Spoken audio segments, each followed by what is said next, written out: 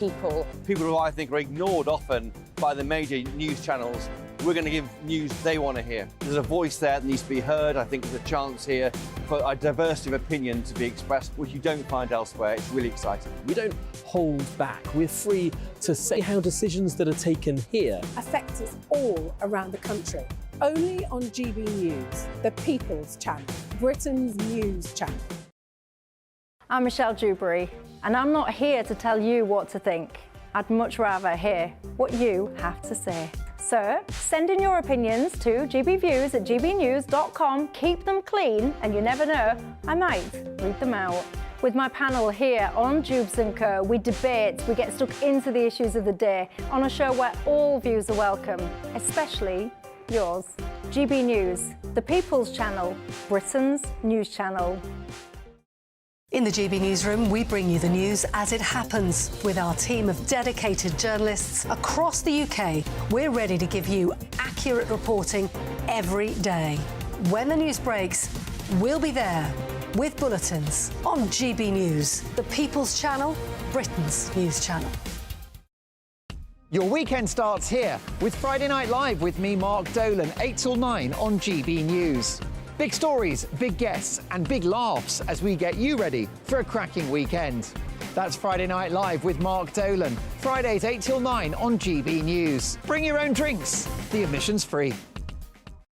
GB News, unlike other broadcasters, isn't obsessed with the London-Westminster bubble. We think there's a nation beyond the M25, and that's why we talk about the issues that matter across the land. Join me on State of the Nation, 8 to 9 o'clock, Monday to Thursday on GB News. Daisy's listening, and you should too. Tired of the usual focus-tested, pre-prepared Westminster runaround? Well, so am I. So you want higher taxes? Is your department to blame for this? Are you rethinking this policy? Every Sunday at 9:30, I'll be sitting down with those in power to get the truth about the issues affecting you. Let's be honest, we've known about the cost pressures of this project for years, not months. That's the Camilla Tominey Show, a politics show with personality. On GB News, the People's Channel, Britain's news channel.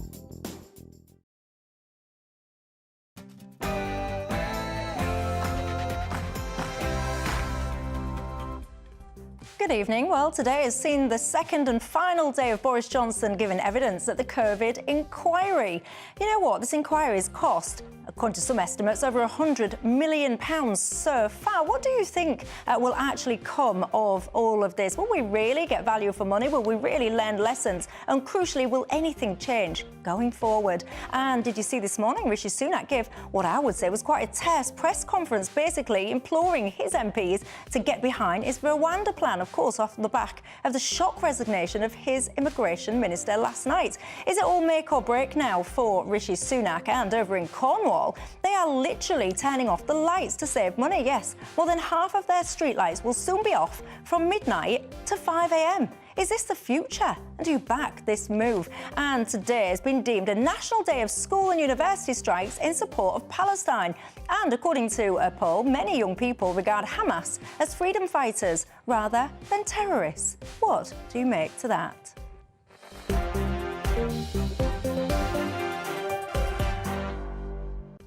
Yes, indeed. All of that coming up over the next hour. And I can tell you now there'll be some robust debate between my panellists. But before we get stuck in, let's cross live to Polly Middlehurst for tonight's latest news headlines.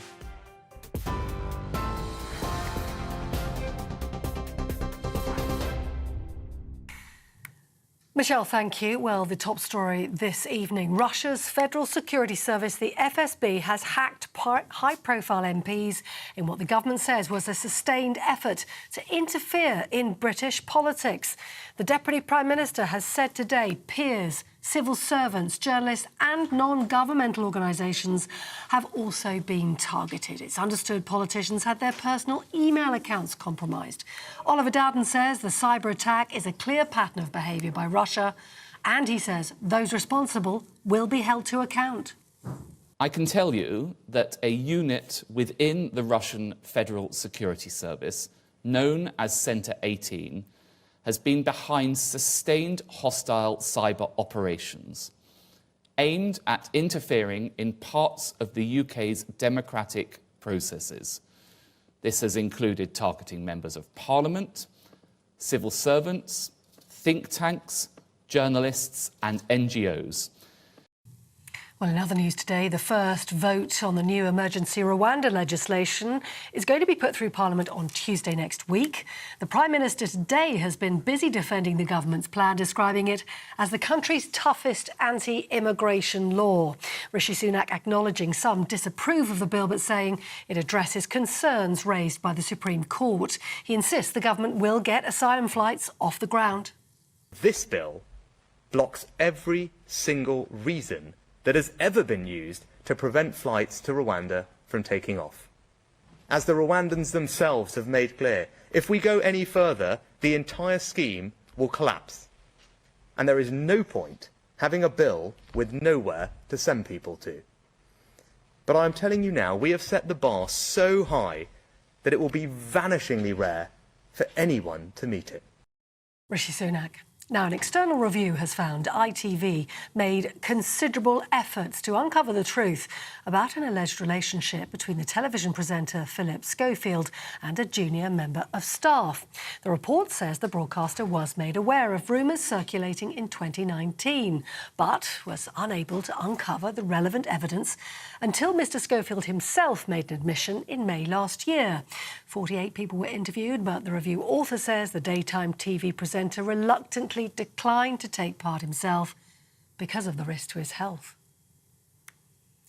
Boris Johnson has rejected claims that he didn't care about the suffering inflicted on the country during the coronavirus pandemic, and a warning there are some flashing images coming up. The former Prime Minister was answering questions at the COVID inquiry today about parties at number 10 Downing Street during lockdown, and he said the idea of mass rule breaking within government was a million miles away from the truth. He also admitted that a trip to Barnard Castle, however, in 2020 by his former chief advisor, Dominic Cummings, was indeed a bad moment. The Foreign Secretary says unblocking Ukraine aid would be a Christmas present to Vladimir Putin and Xi Jinping. Lord David Cameron has sent a warning after Senate Republicans in the United States opposed a multi-billion-dollar aid bill. He urged allies to rally round Kyiv, describing the response to the conflict as the greatest test for our generation, as he delivered a speech in Washington. It comes as the US Congress failed to pass an £88 billion package of wartime funding for Ukraine and Israel. Here at home, the BBC licence fee is increasing to £169.50 annually next year. It follows a 2-year price freeze. It was due to rise in line with inflation, but instead will be based on September's Consumer Prices Index. The National Union of Journalists says it'll leave the BBC with a £90 million funding gap. So the Culture Secretary has also confirmed the launch of a review into the licence fee model itself, which may help ease future price rises. Prince Harry has said his children can't feel at home in the UK if he can't keep them safe. The Duke of Sussex has taken legal action against a decision in 2020 that he wouldn't get the same personal security when visiting the UK. A court's been hearing that Harry doesn't agree, that it was a choice for him to have stopped being a full-time working member of the royal family. The Home Office argues his security arrangements changed when he stepped back in 2020. The British poet and writer Benjamin Zephaniah has died at the age of 65. On social media, his wife confirmed she was with him when he passed away. The Birmingham-born poet, described as a true pioneer and innovator, was diagnosed with a brain tumour just 8 weeks ago. That's the news on GB News, across the UK on TV, in your car on digital radio and on your smart speaker by saying play GB News. This is Britain's news channel.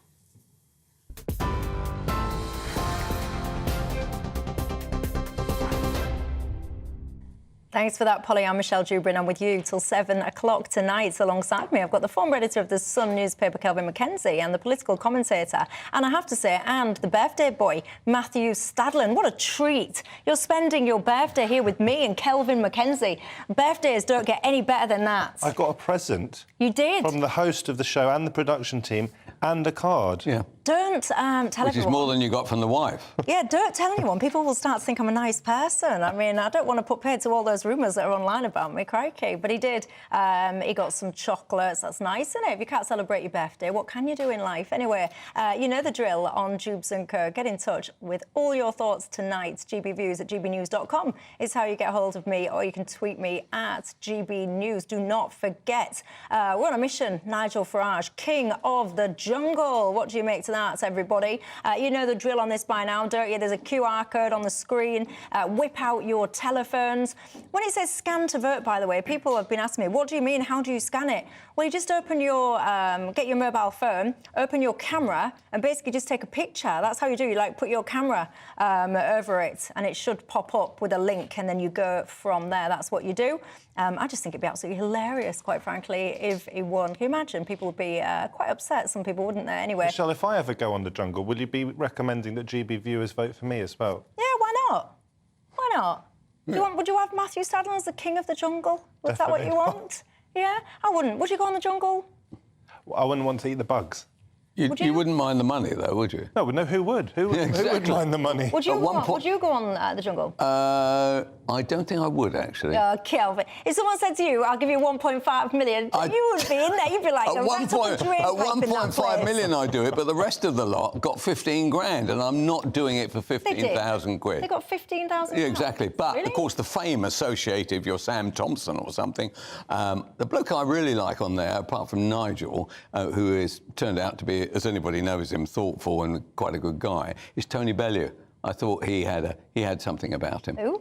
Tony Bellew, the boxer. I like him, yeah. And I think he'll come close to winning. Anyway, this is not Radio Times or whatever TV review magazines are out there. This is a news debate programme, so let's get stuck in, shall we? Boris Johnson, he has faced his second day of grilling over at the COVID inquiry. Have you been following this? How interested in this topic are you? Are you one of those people that sit glued to the screen watching every single sentence that is uttered, every single WhatsApp message that is poured over while people start crying about the language used? Or are you someone that just says, pack it in, move on. Life has progressed since then. Anyway, Boris Johnson today basically denied ever saying that he wanted to let the virus rip. He called Dominic Cummings. You remember that Barnard Castle trip, apparently, to test the eyesight? Boris Johnson admitted that was, I quote, a bad moment. And he said that he was desperate to keep schools open, apparently, and said that mass rule breaking within Downing Street was a million miles away from the truth. What do you make of this inquiry? I mean, this is a very long, drawn-out, convoluted, very expensive inquiry. Are you a fan of it? No, a complete waste of money, waste of time. The only enjoyable aspects to it, I think, are the WhatsApp messages in which you discover a real great treasure trove for historians when they write about it. But everybody believes the other person is a C word, which of course is true actually in politics and also, by the way, in the executive suite, which is why it's called a C-suite. But so I think it's a complete waste of money. And actually, we'd probably be better off if we let other countries do their research and then compiled our own version of it at the end of it without wasting everybody's time on this. I mean, the truth about the matter is that the KC there sees his role now as a minor sort of kind of TV celebrity. So he's lovely coiffured. But what I'd really like to know is actually if we did it a different way and got straight to it and said anybody over 60 can't go out, right? Everybody else can go about their job. And by the way, instead of spending 70 billion, if we'd only spent 10 billion, would we actually have the inflation we have today, which causes so much trouble for so many lives? So I am massively hostile to it. And actually, Boris, everybody thought they'd rip old Boris apart. He's too clever for this. All the politicians are too clever. Nobody can remember what happened before. And actually, they're very grateful that life has moved on. All the politicians are too clever. I never thought I would hear that sentence during these political times. But anyway, Matthew.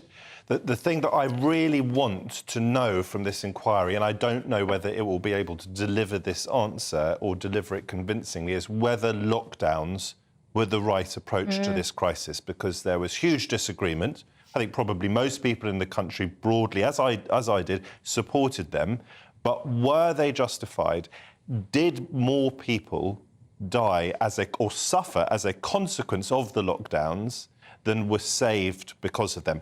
And what we're actually seeing at the moment is a he said, she said, really unseemly farce, where you get one senior minister or advisor saying something terrible about another, and then the same is said or similar is said in return. We all know what we think about Boris Johnson by now. We all know whether we think he handled the pandemic well or badly. I thought he handled it very badly. I thought he was cavalier in those opening weeks. What I want to know is what happens next time. Boris Johnson, very unlikely to be Prime Minister next time. What should we do if we have something similar again? Yeah, I tell you one thing we won't do. The idea that this judge who reports next year and then in 2 years after that, the full report, I think, in 26, right, what we won't be doing, and then there's another one. We'll say 20 years' time. That report will be gathering dust somewhere, and then suddenly we all start dying all over the place, and then we have another report after that. Well, why didn't we take any notice of the last report? These reports cannot deal with the unexpected. I mean, that is the reality of it. And I agree with you. I think in relation to Boris, you know, he was a libertarian. He didn't want to do it, and it may, in the first instance, have cost some lives. But what definitely has cost this country dramatically is the 70 billion that went on people sitting on their fat backsides, being paid 80% of their money and doing nothing for 18 months. Our country has never recovered. Other countries have economically done better, and yet that's because Boris turned out to be more of a socialist than a conservative. It was shocking. Part of what this inquiry is supposed to be looking into, one of its terms of reference, is the economic response, and therefore surely the economic impact. And I think it is really important for people like me, who are supportive of those lockdowns, to understand the full extent of the consequences. Can this inquiry deliver a plausible answer to that? I'm not sure. I'll just say one other thing. For those who lost loved ones in the pandemic, and there are many, many tens of thousands, hundreds of thousands perhaps, in this country who did, this is a very serious thing. And we can sort of be light-hearted about it at times, but actually a lot of people will be glued to it because they will associate it with the trauma of losing a mother or losing a father or a grandparent and so forth.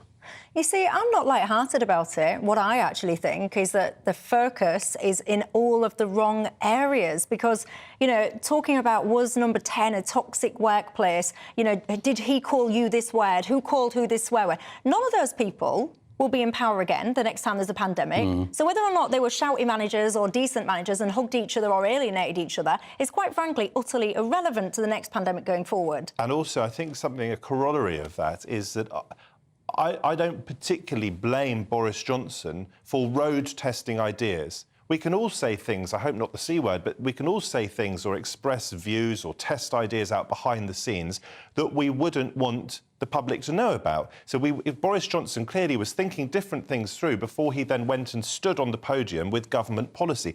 I don't hold him accountable to what he was saying behind the scenes. What I hold him accountable for is his actual policy, his actual decisions, and on that I think he failed miserably. Right. So one of the problems you face when you have this huge thing happen, which had never happened before, is you're getting all kinds of different forms of advice. So, you know, Witt is saying one thing, Valence is saying something else, Hancock over there saying something else, Rabb is saying something over there.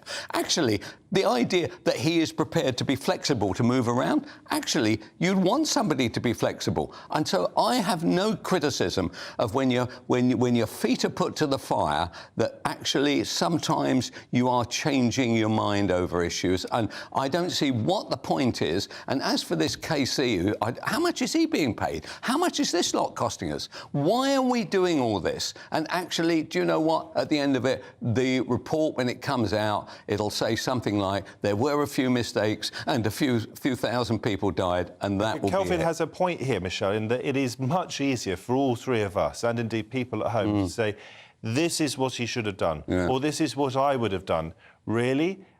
I'm a massive critic of Boris Johnson, but being Prime Minister of this country at a time of a pandemic is not an easy thing to do. Yeah, I mean, I would say as well, I wouldn't mind the role of the media being evaluated as part of this inquiry as well. How was the media coverage managed? Because you said, oh, you know, most people were supporting lockdowns and all the rest of it. I think initially there was a cohort of people that absolutely categorically didn't support lockdowns right from day one. There was also a cohort of people that perhaps supported them initially and then started going, hang on a second, something doesn't stack up right, something is not quite right yet, or you started to see the consequences and effects of the consequences of the lockdowns and then didn't support them. My problem is many of those voices were completely alienated and shut down, mocked, ridiculed and almost cancelled if you dared to criticise the government. You're 100% right. Actually, if you tried to go onto either YouTube or Twitter under the old ownership, right, not under the Elon Musk ownership, you went on there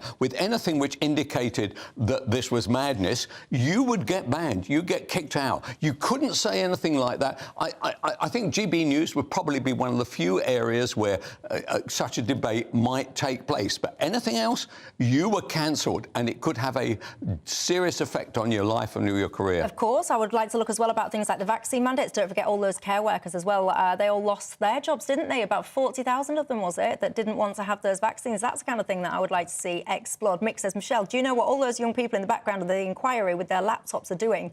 I must confess, I don't. I have also wondered that point myself. After the break, Rishi Sunak, I want to look at him tonight because he gave a press conference this morning. I would say it was quite terse, actually, basically asking his MPs to rally around and support this Rwanda plan when it goes to the vote on Tuesday. Is it make or break for Rishi Sunak?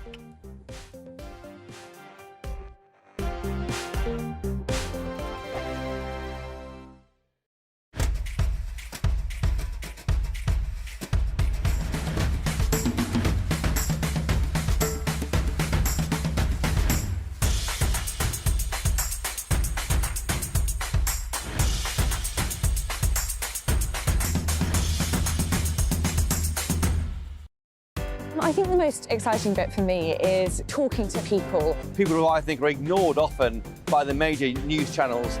We're going to give news they want to hear. There's a voice there that needs to be heard. I think there's a chance here for a diversity of opinion to be expressed, which you don't find elsewhere. It's really exciting. We don't hold back. We're free to say how decisions that are taken here affect us all around the country. Only on GB News, the People's Channel, Britain's news channel. There's only three people you can trust in life: your doctor, your lawyer, and your nana. I'm not sure. So join me, Nana Aquia, at 3 p.m. every Saturday and Sunday, where we discuss the biggest topics of the weekend. Be ready for battle. Could you be quiet? What is this? It's my new teeth. It's your new teeth. I don't bite. Well, not without a good reason. Always honest, always fun. Every weekend at 3 p.m. on GB News, the People's Channel, Britain's news channel. I'm Michelle Dewberry, and I'm not here to tell you what to think. I'd much rather hear what you have to say. So send in your opinions to gbviews@gbnews.com. Keep them clean, and you never know, I might read them out. With my panel here on Dewbs & Co, we debate, we get stuck into the issues of the day on a show where all views are welcome, especially yours. GB News, the People's Channel, Britain's news channel. Join us every night on GB News at 11 p.m. for Headliners, which is 3 top comedians going through the next day's news stories, which is exactly what you need, because when the establishment has gone crazy, you need some craziness to make sense of it. Headliners. You don't have to bother reading the newspaper. We've got it covered for you. Every night at 11 p.m. and repeated every morning at 5 a.m. We won't send you to sleep like some of the other paper review shows out there. So join us 11 p.m. every night on GB News, the People's Channel, Britain's news channel. Who is it? We're here for the show. Welcome to the Dinosaur Hour with me, John Cleese. I was married to a therapist. And you survived? I thought we were getting Hugh Laurie. Second best. You interviewed Saddam Hussein. What's that like? I was terrified. I'm playing strip poker with these three. Oh! No, thank you. My CDs need to be put in alphabetical order. Are you going to be problematic again? The Dinosaur Hour. Sundays on GB News. News Radio. Oh, hello there, everybody. I am Michelle Dewberry, and I'm with you until 7 o'clock tonight. Alongside me, the former editor of The Sun, Kelvin McKenzie, alongside me, as is a political commentator, Matthew Stadlen. Now, lots to unpick tonight when it comes to British politics, because you'll be familiar with the fact that last night, of course, we saw the resignation, didn't we, of the Immigration Minister, Robert Jenrick. Well, today, Rishi Sunak, he held a press conference.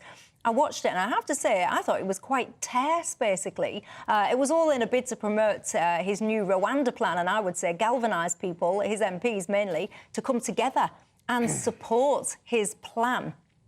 What a pickle this all is. I mean, there's a couple of areas I want to explore on this. I want to explore what on earth the Tories are doing to themselves, and I'll come on to that in a second. But I also want to explore, are we at a kind of a make or break point for Rishi Sunak? I think, right. There is no possibility of the bill being voted down. And there's a very good reason for that, because if that happened, he would be forced to go to the country. And if he went to the country, we'll say, where are we now? Towards the back end of January, February.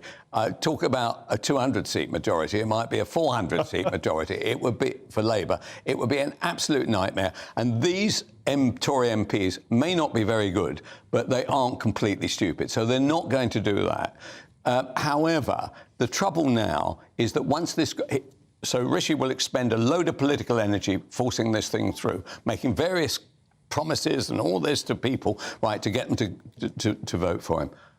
Once he's done that he is a dead duck for the rest of the year. This Prime Minister seems to be the most politically useless Prime Minister I can remember. At least Liz Truss believed in something, Kelvin, right? He doesn't know whether he's coming or going. He doesn't know how to drive through his flagship policy. He told us at the beginning of the year he was going to stop the boats this year. It's December now, December the 7th.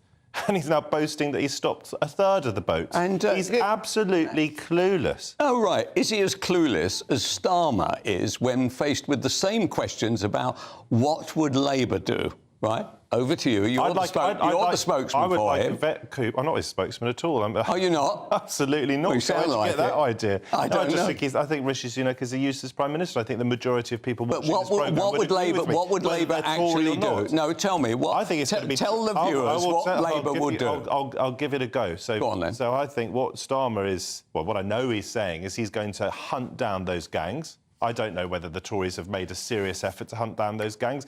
Perhaps they need to have more cooperation from the French. Why don't they have good relations? I am in favour of hunting down the gangs. Right. When I suggested to them that this is a war and that we should send the SAS in and wish them well, right, all that happened then was even GBNews threw their hands up in the air. Well, are you suggesting now that Starmer... I threw my hands up in the air at that suggestion because I thought it was ridiculous. Hang on. Hunting down the gangs, I don't mean shooting them. I mean finding them, identifying them, how difficult could it really be, and then arresting them and sticking them in jail, either in France or in Britain. But to do that, you need to have some sort of cooperation with the French. Do we have that cooperation? Not at the moment. Of course Why? we do. Because, let me finish. We're sending them tens of millions of pounds. Elvin, and are they helping? I don't know. We Brexited. And I think Starmer will have an advantage. Starmer will have an advantage in his relationships with those European countries because they treat him as an adult and as sort of sympathetic on some level to the European Union. Doesn't mean, by the way, we're going to go back in. But can I just return? The other thing he's going to do with immigration, he's going to abolish this 20% discount. This is for legal immigration, 20% discount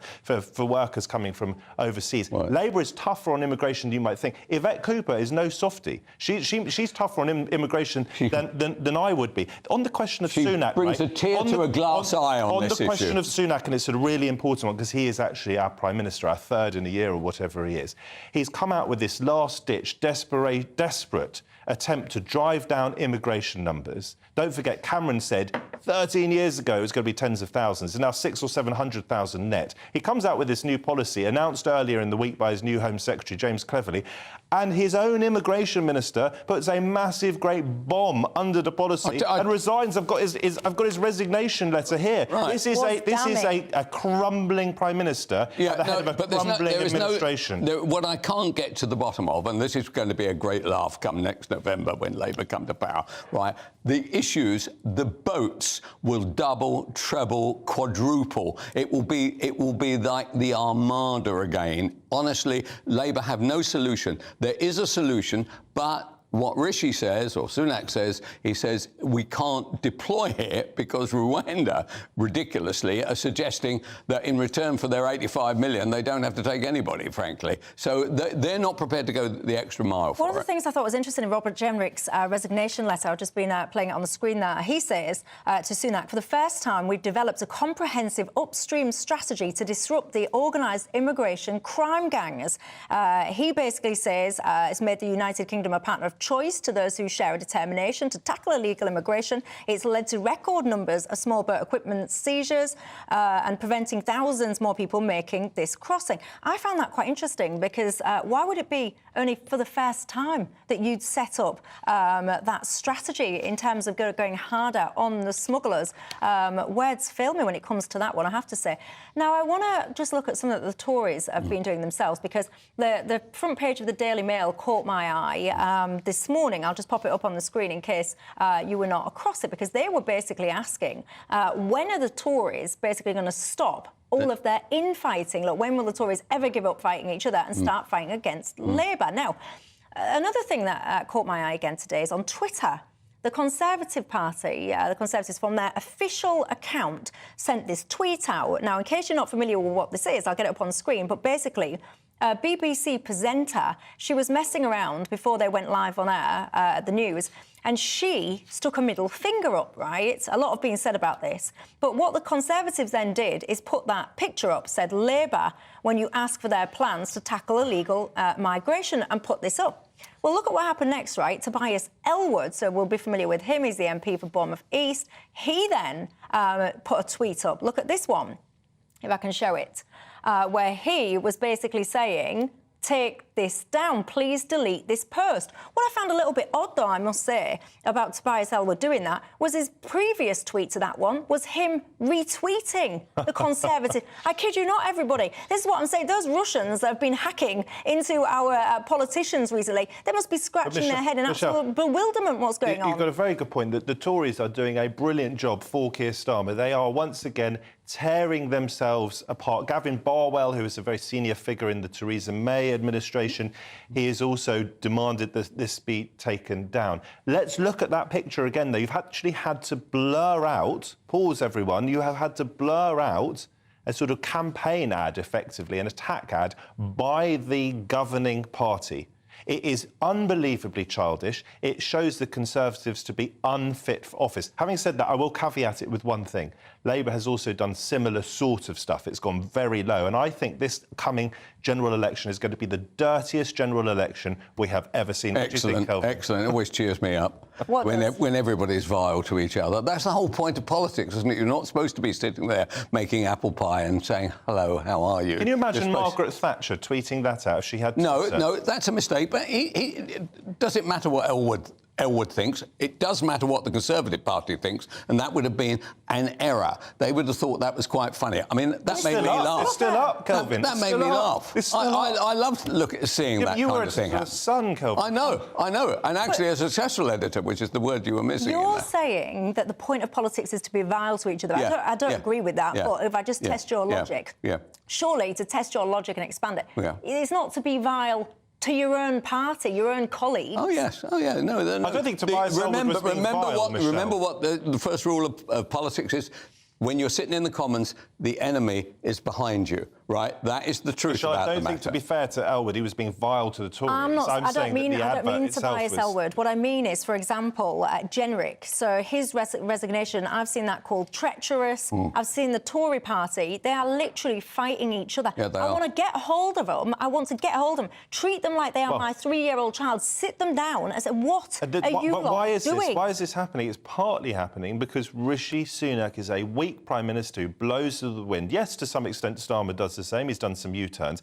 But immigration, it's a permanent the Tories keep telling us, don't they, that immigration is such an important issue. The British people really care about it. In the last few weeks, they've had to sack their Home Secretary, who herself had to resign only a year ago, just before Liz Truss had to resign. And now the Immigration Minister himself has resigned. Right. It's absolute chaos at the heart of government. I totally buy this. The Conservative Party are at war over this issue. And the right want to go further.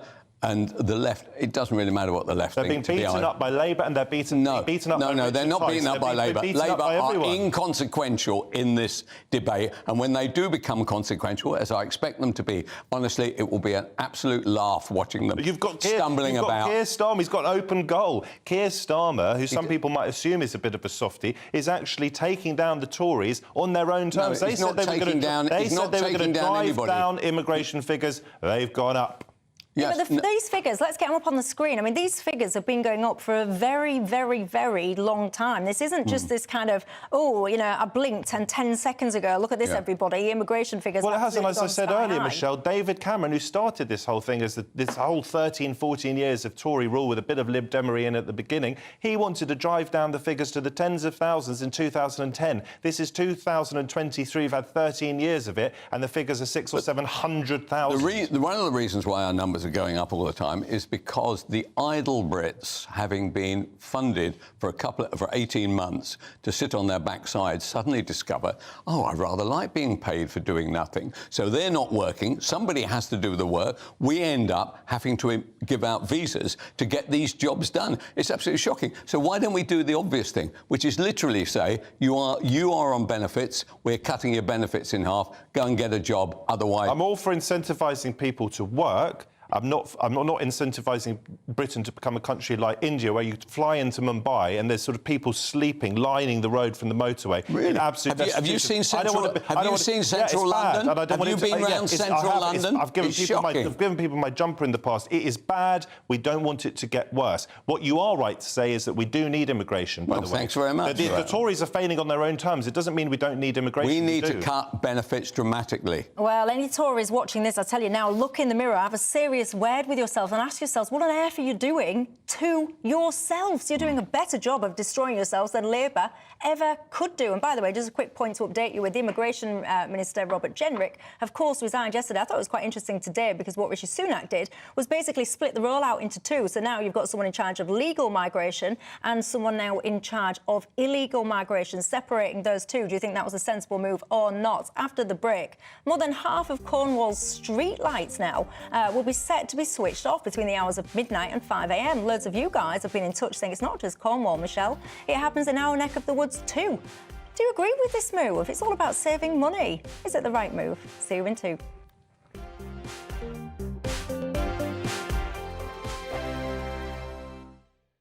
Your weekend starts here with Friday Night Live with me, Mark Dolan, 8 till 9 on GB News. Big stories, big guests and big laughs as we get you ready for a cracking weekend. That's Friday Night Live with Mark Dolan. Fridays 8 till 9 on GB News. Bring your own drinks. The admission's free. Wake up to the headlines with Headliners every morning at 5 a.m. We treat you to the day's biggest stories before anyone else, 7 days a week. You can catch up on everything you need to know before you've even had your kippers.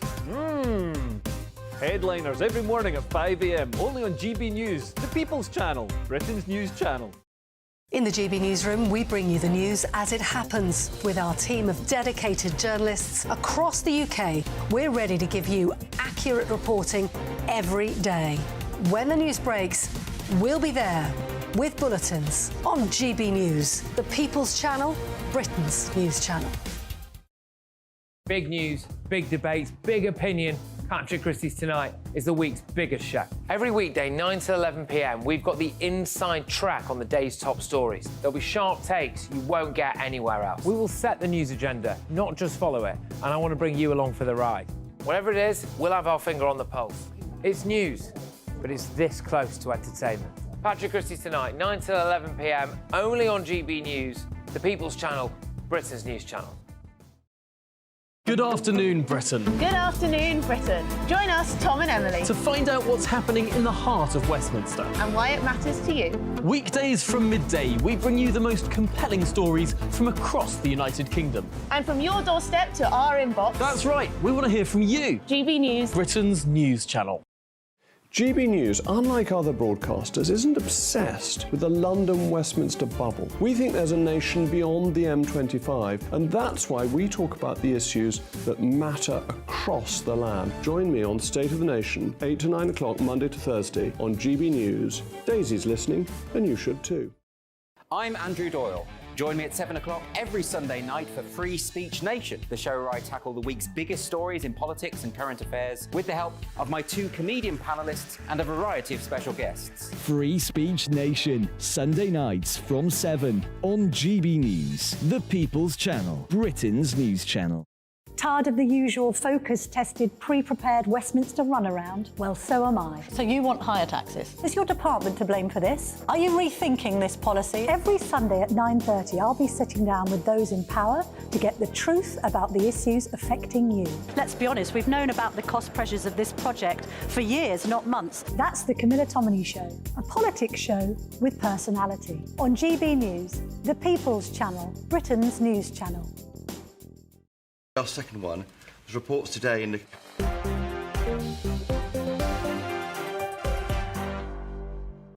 Hi there, Michelle Dewberry with you till 7 o'clock. Former editor of The Sun, Kelvin Mackenzie, alongside me, as is the political commentator, Matthew Stadlen. I have to say, many of you are getting in touch saying that you do feel the COVID inquiry is a bit of a waste of time. Stephen says, what do I think will come out of it all? Absolutely nout. Perhaps Tim says if the government has as much time to sort out COVID as the inquiry seems to do, then things might be perhaps better in this country. I'm interested. Are you someone that did lose a loved one during COVID? How do you feel about the inquiry? Richard says on Rishi Sunak, he needs to start changing the focus now and start becoming a dynamic tax-cutting Tory machine. Forget the birds, he says. People have stopped listening. Interesting, Richard. So he thinks you should just do what? Let as many boats come, forget the whole thing? Johnny says Rishi had his chance, is messed up, so it's time for him now to go. Really? Do you want another Prime Minister? Or do you want another Tory Prime Minister? Or do you want a general election? Or what? Expand on your point, let me know.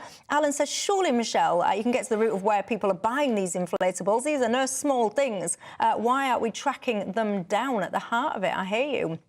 Let's talk streetlights, though, shall we? Because Cornwall, more than half, or around about half of their streetlights will be switched off. It'll be about 35,000 in all. Many of you have been in touch with me already tonight saying it's not just Cornwall, Michelle. I live in Suffolk. Our lights on the development are turned off at 11:30 every night. Dorset. Christine says we've had lights out on residential roads for at least 10 years. She says it's lovely because you can see the stars. Dorset, says Chris. Again, yes, dead of night, lights go off. He says nothing new. Lots of you, West Sussex, Wales. What do you think to this? Fantastic idea. Save money. My viewers seem to be loving it as well. Nobody around between 12 and 5, with the exception of burglars. So they don't need to worry about that. And not only that, the councils, this is all a precursor. This is all a precursor to all the councils going out with their begging bowl. Directly the socialist mob get in, right, and saying we've got to have a massive increase in council tax, and they will invent some top-level ones so that somebody who has a house bigger than the size of a shoebox will end up be paying double the money they're making. Council tax is going to go up dramatically under the socialists. Well, so if somebody likes to keep this and play it back to me in a year's time, if I'm still alive, I'll claim my reward. You might be stretching it there. By the way, loads of people are out and about in the dark, not just burglars. You've got your night workers, you've got your young people, or your people that are out and about going out. You've got people that just work different shifts, just doing whatever. There's loads of people out and about. I wouldn't want to be wandering the streets in the pitch black, quite frankly. You won't be wandering the streets, and that's why they know that there's no more danger to you with the lights on than with the lights off. So if you've got any brains at all, you certainly know how to go down a road with the lights on your car working. So I wouldn't worry. And it's saving a lot of money. And the councils all claim they're skint. The reason they're skint is a third of the money they get in goes in pension funds. Well, we should start addressing that issue. As a strapping man wandering the streets late at night, you might not feel unsafe necessarily. Well, yeah, back in the day. A little old man, little old fella. Many women, for example, wouldn't feel comfortable walking the streets in the dead of night, I can tell you. Matthew, where are you on it? I think that's a very good point, because we're thinking about it initially as far as motorists are concerned, and whether that's a danger or not. I haven't seen the stats as to whether there are more accidents and fatalities on dimly lit streets or not. But I was going to say, as a woman, obviously I'm not a woman, but I can imagine if you were a woman. Well, these days, anyone can say that they are. If you were a woman, Michelle. You're still attractive to me, Matthew. That's very kind of you, Kelvin. You two, do this after the show. Go on, you can have your private time then. Go on. No, I think it's a reasonable question. I think it's a reasonable concern for women. I was actually in Dorset last weekend in the beautiful town of Dorchester, driving there in the sort of twilight with the lights coming towards you on those B roads. That is quite dangerous because it's a narrow road. Once I got to Dorchester, I was interviewing Vince Cable. Sir Vince Cable used to be the leader of the Lib Dems and, importantly, was business secretary during the coalition years for 5 years with Cameron and Osborne. So he was he takes collective responsibility for austerity. And he said to me, if I'm remembering correctly, that there is basically an existential crisis facing councils. As Kelvin says, they're basically skint. They haven't got nearly enough money. Good. And this is going to be a major problem for the new Labour government to address when it comes to... How are they going to solve it, Matthew? They would only be able... You know how they're going to solve it, don't you? I think they would, if we had brave politicians, and I don't think Starmer is a brave politician, they'd start suggesting raising taxes. Well, they're going to. You say that, you might say in one sense, looked at one way as a proportion of the economy or whatever, we've got the highest tax burden ever, but compared to some other European countries, we are relatively under-taxed. It's not popular. You take a brave politician to say it, but here we go. On the one hand, we're being... councils are skint, we've got real trouble. The socialists are attacking the Tories because there's a high level of tax, and they're saying, however, we are skint, and there's a load of people at the bottom who need some money for doing nothing. So here we are. We'll give you a load more. I'm not a socialist. B, I haven't attacked the Tories on that basis. I'm saying that Starmer, I don't think, is strong on this. If we want better public services and if we want better council facilities, we're going to have to, some of us, ideally those with the broadest shoulders, are going to have to pay more money. You don't get anything for free, Elmbridge Council, I live in Weybridge, right? In Elmbridge Council, you could fire a cannon at the town hall and not kill anybody. There is nobody doing any work in there. Stop they that. have all gone out. Anyway, if any of the Lib Dems or socialists like to come on to me. A second ago, you said the only people who are out late at night are burglars. As Michelle rightly pointed out, there are all sorts of people working very hard at that time of night. Goodness me. Imagine what the Sun readers would think. Get this right. Apparently, according to this council in Cornwall, they're saying that their prices went up for their energy 92% last October. They reckon £1.3 million is the additional cost of this lighting. What I then found interesting, Councillor Stephen Rushworth asked at a meeting of the Council's Customer Services Scrutiny Committee, sounds a joy, doesn't it? Why is street lighting increasing by £1.3 million a year when the strategies are to drop lighting and make it dimmer and save money? Well, what I found interesting was in response, the council's chief operating officer said she would go away and make a report as to why. Couldn't you just answer it if it was such a simple answer? Why do you need to go away and do a massive report on these kind of things? Quick, can I say this? Very quickly. Why don't people in bigger houses pay higher council tax? I don't want to. There you is go. The answer. That's a short answer. What do you make? Do you live in a big house? Do you want to pay more council tax? I can hear you screaming. Why would you pay more council tax when the services that you receive are currently substandard? You tell me, though, your thoughts. Today was basically a school strike day in many places for Palestine. Also, as well, many young people, apparently, according to a poll, regard Hamas as freedom fighters as opposed to terrorists. What do you make to all of that? See you in 2.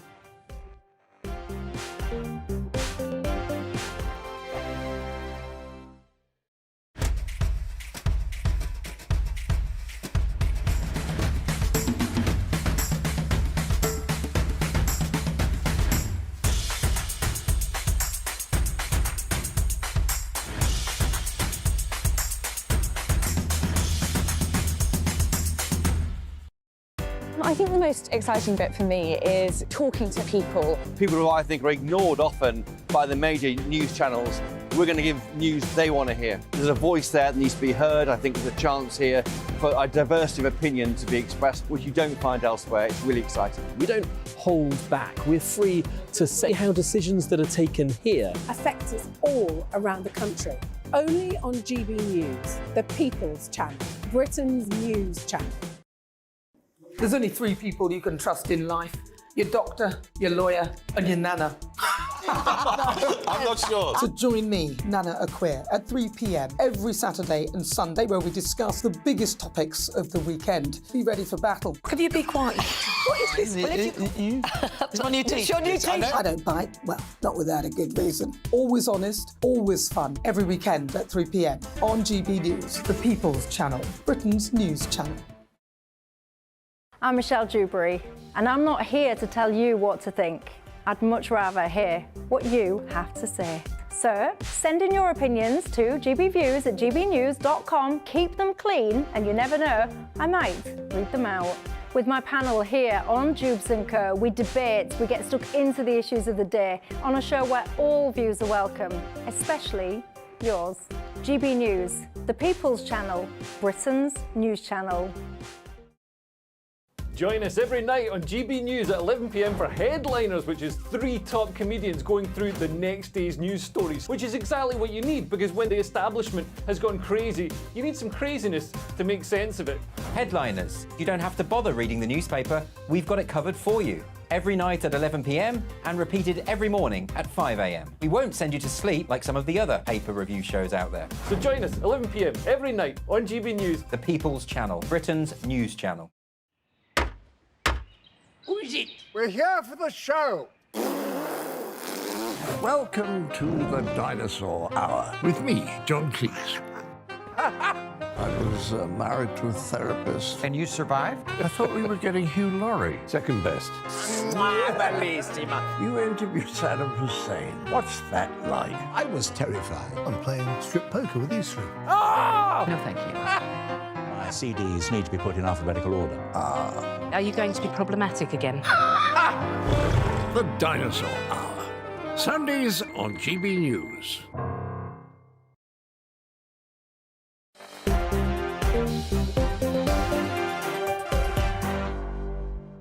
Hi there, Michelle Dewberry till 7 o'clock. Former editor of The Sun, Kelvin Mackenzie, and political commentator Matt Stadlen keep me company. Stop them talking over each other. Tell them, I've told them in the break, they're going to behave much better, or else they're going to get one of those. I've told them. Anyway, today there has been a school strike for Palestine. Students up and down the country are striking apparently in support of them. Also, something that caught my eye, new polling has apparently shown that Gen Z, people born after the year 2000, are more likely than older people to agree with the following statement, that Hamas are freedom fighters and not terrorists.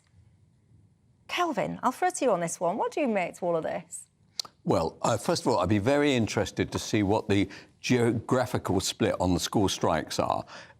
Does it mean that, are they Muslim areas, right, of which I was told the other day that, that 80 candidates are likely to be put up by Muslim activists in the next general election. So it's no surprise that if you have a big area, say parts of Bradford or other parts of the country, that you're going to find that the schools, which are dominated by the religion and are therefore the war in the Middle East, is something which they feel strongly about, then they're likely to go out on strike. I mean, but it's shocking, by the way, shocking. But what's happening is that the Islamification of the nation over this issue means that there will be a lot of political fighting come the general election on this issue, because Labour, I suspect, are likely to lose 10 seats or so to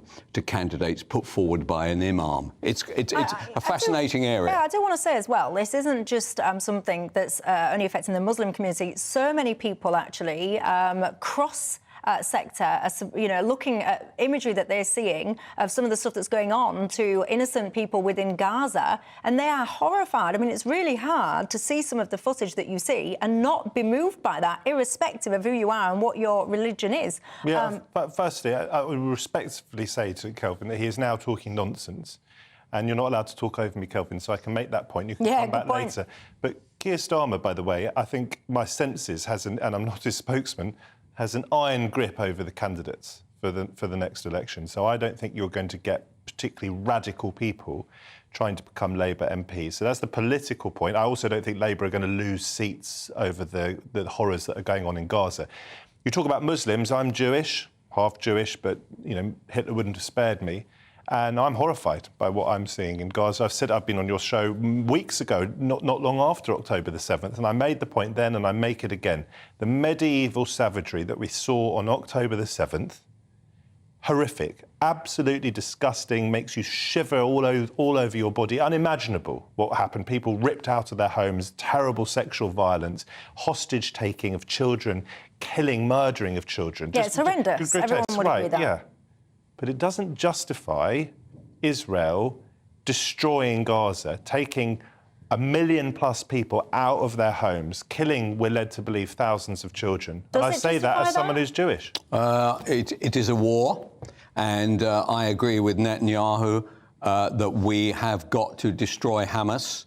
And after all, the people of Gaza supported Hamas, and it is a war. I feel dreadful for them, but they did have a choice. They could have risen up against Hamas. On the other point that you made, Matthew, which you seem to misunderstand my point, it is Muslim candidates will stand against Labour. It's not that Labour will import them, right? So Muslim candidates will stand against Labour. Just very quickly to say, the idea that you would have stood up, risen up against Hamas, I mean, this is a death cult, right? They have a sort of iron grip in that territory. It's a tiny territory, 4.5 miles wide, and it's in its narrowest. These are people who threw off buildings, the people they beat in the elections in 2007 or whatever. These are very, very, very bad and dangerous people with weapons. So we cannot conflate the Hamas terrorists, the Hamas barbarians, with the innocence of Gaza, including so many children, about 1 million children in Gaza, and they should not be being bombed to bits. Is that fair? No, I don't accept that. Israel was actually raped, tortured and murdered into this war, right? The reason that it started at all is because of the actions of the people who controlled Gaza, the Hamas, and therefore they pursue them. And this will end, and when this ends, the chances of a two-state solution are higher than in the 75 years since it started. Seriously think that you can end Hamas, wipe out? You don't think it's going to breed more terrorists? Yeah, it's not just think it's going to breed more terrorists? The argument has always been you can't wipe out an idea. Yeah? We'll tell that to the people of ISIS who had the same idea, who have been wiped out. OK? So I don't accept... Different scenario. No, I don't accept that this is going to be something that carries on forever and a day and that the violence gets worse and worse. They are going to they are going to kill every single member of... How many children should die in the process? It's easy for you to say, isn't it? You're not even living out there. You're not living out there. You're not an Israeli. You're not a Jew who is sitting in... Sorry. No, go on. You're not... Go on. Don't... OK, well, let me finish. Let me finish then. The answer to that is this. You are a nation, a democratic nation, surrounded by all your enemies, right? One of your enemies decides to murder and murder, you're going to get back at them. I am in favour of that. And I'm not. Well, there you go. We agree to disagree on this show, and robust debate is indeed what it's all about. Andy says that was a ridiculous Islamophobic rant from Kelvin. Not everyone who opposes the Israeli government's response to the Hamas atrocities is Muslim. Please, can you call that out? Well, I thought I did. It's not just Muslims that support innocent people in Palestine. Anyone, I would say, that sees horrendous images of children being hurt, in particular, will be very moved by that. Look, this conversation will continue another day, but for now, Matthew, Kelvin, thank you for your company. Matt, have a good birthday. Guys, don't go anywhere. Nigel Farage up next. Night. A brighter outlook with Box Solar, sponsors of weather on GB News. Evening, Alex Deacon here with your latest weather update from the Met Office for GB News. Today's rain slowly clearing away this evening. Tomorrow a bit drier and brighter in the east, but there will be more heavy showers and it stays pretty blustery. Its eastern areas still very soggy this evening. Still Met Office yellow weather warnings in place. The rain does clear away, all but the far northeast. Some showers come into the west, many places having clear spells overnight. Temperatures dropping to about 5 or 6 degrees in most towns and cities, maybe a little lower in one 1 or 2 spots. Could be some mist and fog around tomorrow morning, particularly over eastern areas. A bit of a glum start here, but in eastern England it should brighten up, and then most of the day will be dry here. But elsewhere, expect more showers. Quite a wet day again for Northern Ireland. Frequent showers for Wales, northwest England, and across much of Scotland as well. In the sunny spells in the south, 12, maybe 13 Celsius. Generally a little bit warmer than today, but not feeling all that warm when the showers come along and the gusty winds. Another spell of rain then comes in Friday night and into Saturday. That spreads north during Saturday, lingering over parts of southern Scotland and northern England. The south will brighten up on Saturday afternoon with some decent spells of sunshine, staying mostly dry across the far north, staying quite chilly here, but in the south we should, with a bit of sunshine, get into the teens by Saturday. Low pressure systems continue to bring more wet and windy weather. We're keeping a close eye on this one. Could bring another spell of wet and very windy weather for some on Sunday. Looks like things are heating up. Boxed boilers, sponsors of weather on GB News.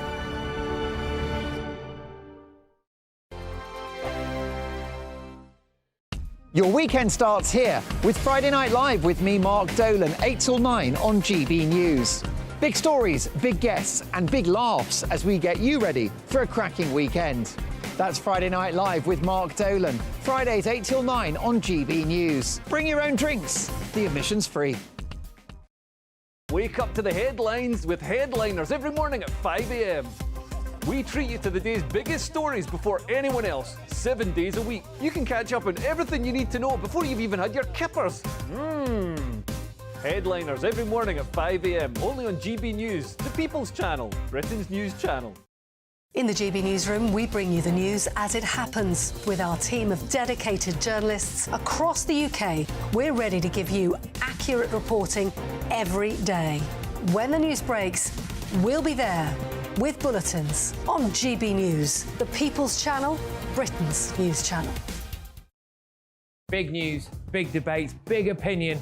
Patrick Christie's Tonight is the week's biggest show. Every weekday, 9 to 11 p.m, we've got the inside track on the day's top stories. There'll be sharp takes you won't get anywhere else. We will set the news agenda, not just follow it, and I want to bring you along for the ride. Whatever it is, we'll have our finger on the pulse.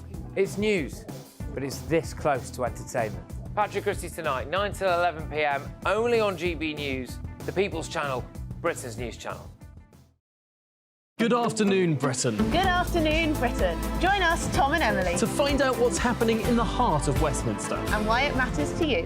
Weekdays from midday, we bring you the most compelling stories from across the United Kingdom. And from your doorstep to our inbox. That's right, we want to hear from you. GB News, Britain's news channel. GB News, unlike other broadcasters, isn't obsessed with the London-Westminster bubble. We think there's a nation beyond the M25, and that's why we talk about the issues that matter across the land. Join me on State of the Nation, 8 to 9 o'clock, Monday to Thursday, on GB News. Daisy's listening, and you should too. I'm Andrew Doyle. Join me at 7 o'clock every Sunday night for Free Speech Nation, the show where I tackle the week's biggest stories in politics and current affairs with the help of my 2 comedian panellists and a variety of special guests. Free Speech Nation, Sunday nights from 7 on GB News, the People's Channel, Britain's news channel. Tired of the usual focus-tested, pre-prepared Westminster runaround? Well, so am I. So you want higher taxes? Is your department to blame for this? Are you rethinking this policy? Every Sunday at 9:30, I'll be sitting down with those in power to get the truth about the issues affecting you. Let's be honest, we've known about the cost pressures of this project for years, not months. That's the Camilla Tominey Show, a politics show with personality. On GB News, the People's Channel, Britain's news channel.